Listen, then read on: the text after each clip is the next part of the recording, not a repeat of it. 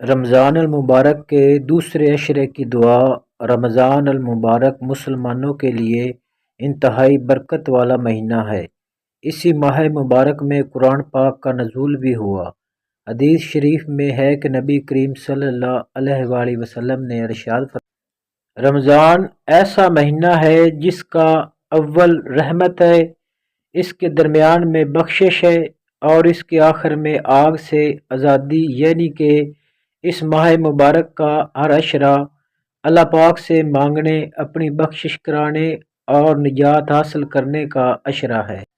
رمضان المبارک کے دوسرے عشرے کو مغفرت والا عشرہ قرار دیا گیا ہے، جس کے لیے یہ دعا پڑھنی چاہیے، استغفر اللہ ربی من کل ذنب واتوب الیہ۔ اللہ رب العزت سب کے گناہ معاف کرنے والا ہے، بس ہمیں اس کے حضور گڑ گڑا کر مانگنا ہوگا۔ اس کی ذات رحمت العالمین ہے، جو اپنے بندے سے 70 ماؤں سے بھی زیادہ پیار کرنے والا ہے۔ امید ہے کہ آج کی دعا آپ کو پسند آئی ہوگی۔